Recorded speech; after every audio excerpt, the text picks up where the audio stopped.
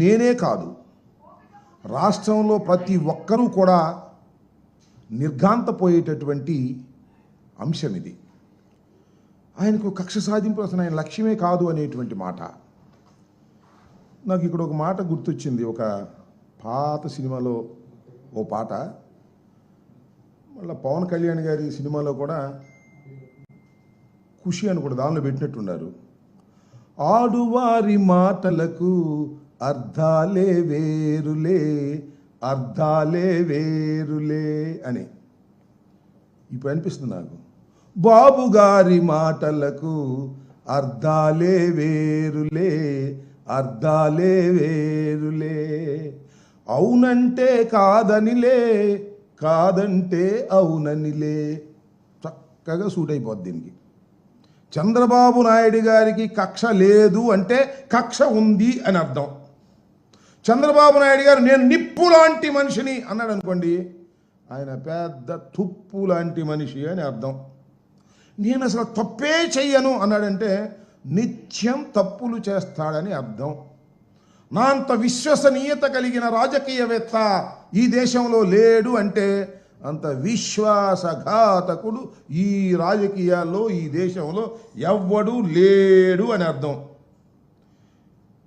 నేను అందరినీ విశ్వసిస్తాను అంటే ఎవరిని నిశ్వసించను అని అర్థం.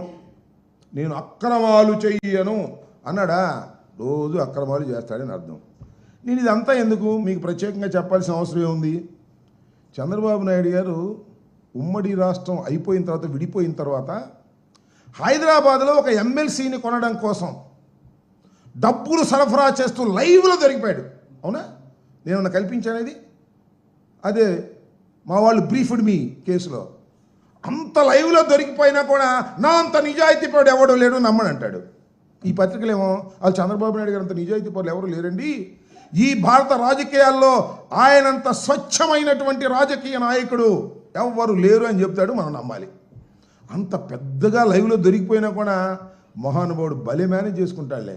చక్కగా వ్యవస్థలన్నిటినీ మేనేజ్ చేసుకుని తప్పుకుని బయటికి రాగలిగినటువంటి, ఎన్ని ఘోరాల నుంచి అయినా తప్పుకుని రాగలిగినటువంటి గొప్ప వ్యక్తి చంద్రబాబు నాయుడు గారు. నేను మీ అందరికీ గుర్తు చేస్తా, చంద్రబాబు నాయుడు గారు ఎన్నికలకు ముందు మా మీద ఎన్ని అపవాదులు వేశాడండి. 14 లక్షల కోట్ల రూపాయలు అప్పు చేసింది రాష్ట్ర ప్రభుత్వం మామూలు జగన్మోహన్ రెడ్డి గారి ప్రభుత్వాన్ని. చివరికి ఎంతయ్యా అప్పు చేసింది అంటే కేవలం 6,44,531 కోట్లే తేలింది.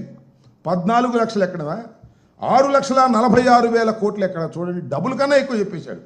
అబద్ధాలు చెప్పడంలో మొత్తం భారతదేశ రాజకీయాల్లో ఇంత గొప్ప వ్యక్తి మరొకరు లేరు అని చెప్పవలసినటువంటి అవసరం ఉంటుందని మనం చేస్తున్నాం. అంతేకాదు, ల్యాండ్ టైటిలింగ్ యాక్ట్ రాగానే రద్దు చేస్తామన్నాడు, రద్దు చేశాడు.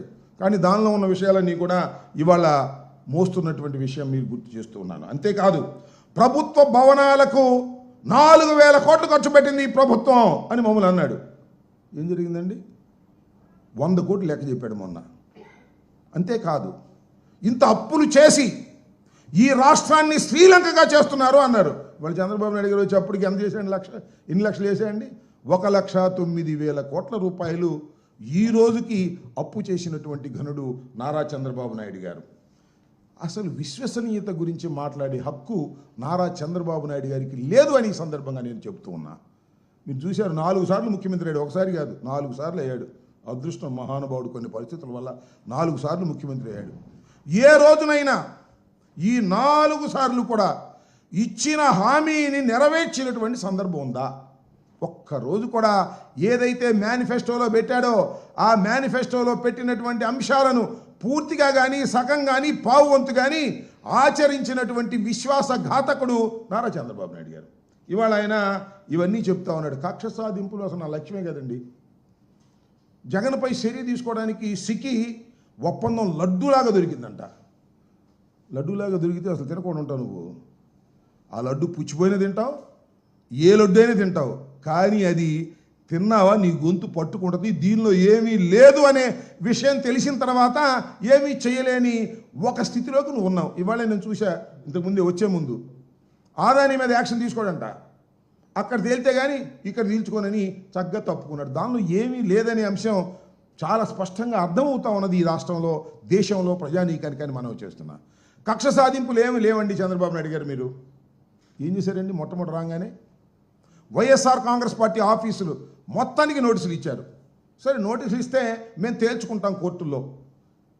సాక్షాత్తు మంగళగిరిలో గుంటూరు జిల్లాకు సంబంధించినటువంటి ఆఫీసుని కన్స్ట్రక్షన్ ఆల్మోస్ట్ ఆల్ కంప్లీట్ అయిపోతుంటే అతి దారుణంగా శుక్రవారం రోజు వెళ్ళి శుక్రవారం నైట్ వెళ్ళి దారుణంగా కూల్చేశారు. కోర్టు కూడా వెళ్ళడానికి వీలు లేకోకుండా కూల్చేసి, నేను కక్ష సాధింపులు నాకు అలవాటు లేదు, కక్ష సాధింపులు తీసుకునేటువంటి చర్యలు నేను పట్టను అని మీరంటే నమ్మాలా అని అంటా ఉన్నా.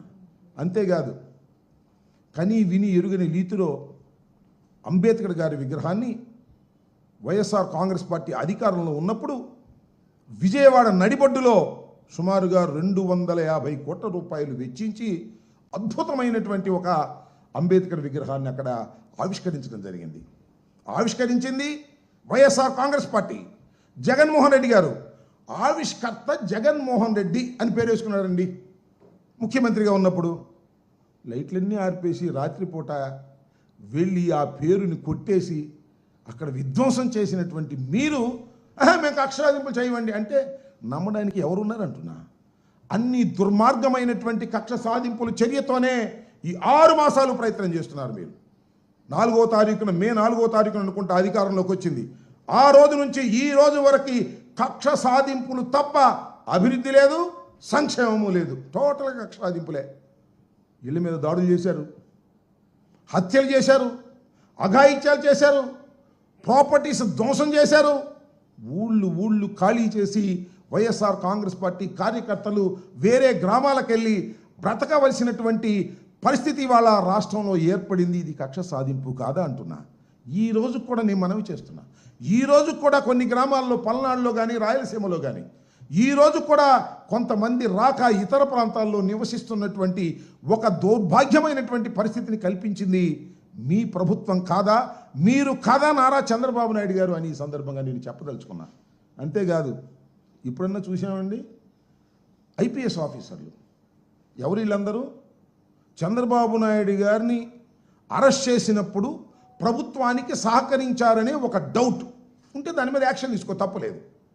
వేరే ఏదో బాంబే నటి పేరు మీద ఒక కేసును తోడి దానిలో 3 ఐపీఎస్ ఆఫీసర్ని సస్పెండ్ చేశారు.